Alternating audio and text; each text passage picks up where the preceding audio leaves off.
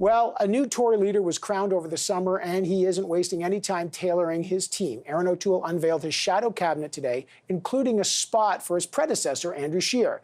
To break down the new names and his plans for his party, Erin O'Toole joins us now in Ottawa. Mr. O'Toole, thanks for joining us, and congratulations on your victory.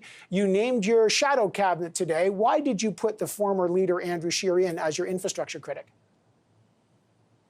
Well, I think Andrew is a passionate MP and someone, because of his leadership role, Evan, a lot of the mayors and provincial leaders across the country know Andrew Scheer well and know that infrastructure rebuilding post-COVID will be a priority for us. So I think it gives him an early start in connecting with big city mayors, with provincial partners, with all levels of government. And we know that infrastructure and the future are critical. So I think it's a great role for Andrew. He's already hit the ground running, and I'm looking forward to getting the team together to talk about what we're going to do for Canadians together. One of the final four leadership candidates, the most outspoken social conservative, Derek Sloan, not included in your critics list. Why not? Why did you leave him off? Well, we have a number of people in our caucus that we're ready to step into shadow cabinet, Evan. What's interesting is we have about half of our caucus are new, that weren't part of the last Conservative government. Some have already distinguished themselves and have exceptional backgrounds, like Leanne Rood in agriculture. So we're giving a number of people a start from that standpoint. But remember, you know, Derek and other MPs that were elected last fall are also getting into the committee structure, working on issues in their riding. So I know I spoke with Derek, and he's going to be concentrating on some of those issues and working committee. And I think we've got a great team, and we're going to try and make sure that more Canadians see themselves reflected in our party as we approach an election. So this is not, a lot of people looked at that and said, this guy does not want Derek Sloan on the front bench because of his views are diametrically opposed on many issues than yours. Are you sidelining Sloan? Our caucus has a big tent approach, Evan. So we don't all agree on all issues, and we sometimes put different priorities forward. As I said in my first press conference, I disagreed with many things Derek said during the campaign. Certain things, concern about China, the need for more self-sufficiency, particularly in a post-COVID world, bringing some of the manufacturing back from China, I agree with. So we're going to try and meet as a caucus, hear everyone's point of view on the priorities for small business, for our seniors, working with the provinces. So we're going to leverage all hands on deck, and I think Derek's going to be a part of that, as will all members of our caucus. Today, your finance critic, Pierre Poilievre, tweeted out, quote, "Easy rule. If a business venture needs a government handout, it's a money loser." He doesn't want to do it. Given the massive subsidies going on to support businesses in the pandemic, given the massive subsidies to industries like the oil and gas sector, do you agree with your own finance critic? Well, look, there is a post-COVID time now where the normal free market environment has been frozen. In fact, some sectors, because of public health warnings, can't operate, Evan, at full capacity. So I think in the long term, if there's areas where the government's been putting a lot of subsidy, like media, for example, we have to say, are they pivoting and doing more content delivery in ways that are sustainable? Because no, post-COVID, when our economy's on a footing, we shouldn't be looking at pouring millions of dollars of taxpayers' money into sectors that aren't competitive. How can we make sure more sectors are competitive, are best in class? Some manufacturing, some critical need, PPE and other things, Evan, we will build up domestic capacity because that's in our national interest. So we're free marketers, but certainly the post-COVID world is not normal rules of the road.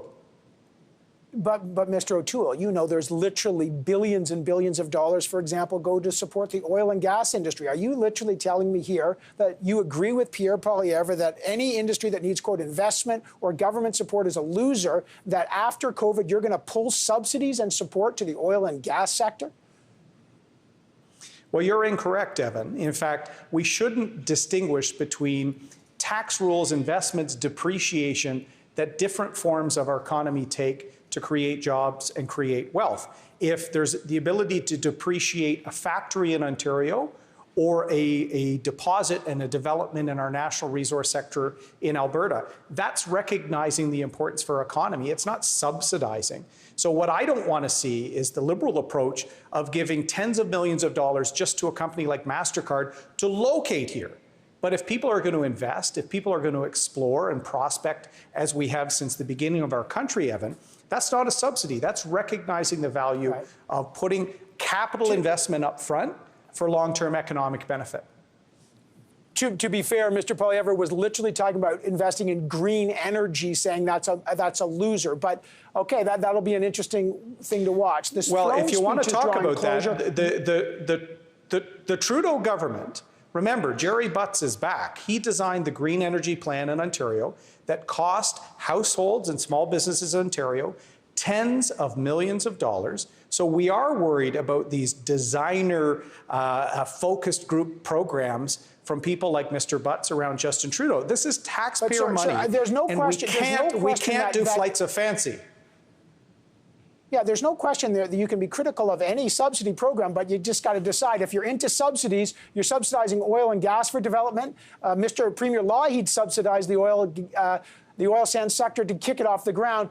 You have to just, you're picking winners in one industry and not another. But I just got to ask you, just because of time, the speech from the throne is drawing closer. Are you ready for an election? Are you prepared to vote against it in a confidence motion and go into an election now, sir? Well, we're going to be preparing our positions for where we feel Canada needs to go to be strong, prosperous, and united in the future. We'll see what the government says. My goal is not an election, Evan. My goal is to make sure we're working on the well-being of Canadians, businesses, job creation, our seniors, partnering with the provinces. But I've said Mr. Trudeau seems to think he can use an election, use a vote to avoid responsibility for the WE scandal, avoid accountability. He has no plan post-CERB, and I think a lot of Canadians are very worried. We're not going to let him slip off the hook just to avoid accountability. If he wants to force something and rattle sabre, our sabre is sharp, and we will go, but that's not our priority. You said on Labor Day in a video tweet that Trudeau signed a lot of bad deals, and you don't like these bad trade deals. What trade deals would you rip up and renegotiate? Would you do that to the new NAFTA? Well, it's something I will speak to the U.S. administration if I'm in the position of being prime minister. We got bad results. When Mexico got better deals for their auto parts sector to use transshipped Chinese aluminum instead of the cleanest aluminum in Canada from the Saguenay region of Quebec and Kitimat, that is a failure, a colossal failure. And I worked in the private sector. I worked on trade issues before becoming a parliamentarian. I will work hard for wins for working families in Kitimat or the Saguenay, not for losing. And that's what the Trudeau government did with NAFTA and with the tariff situation on steel and aluminum. I think there's an ability for us to show... Steel and aluminum were not part of the trade deal, but would you rip it up?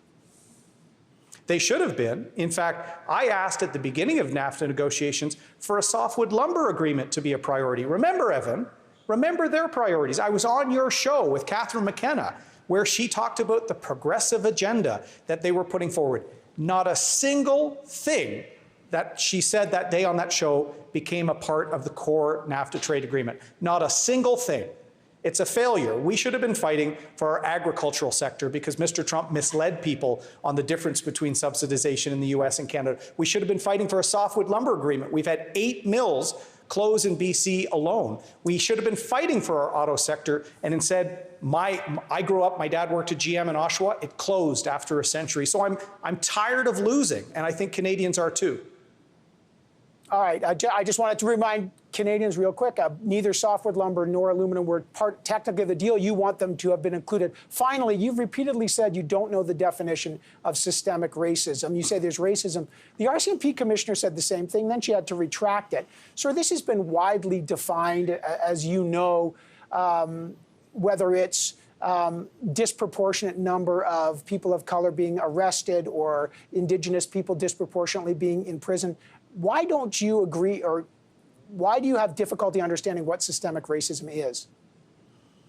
Well, you're neglecting income inequality, Evan. That's what some people also include, that you've talked about some of the justice system outcomes. I want to improve the outcomes. I think there is racism.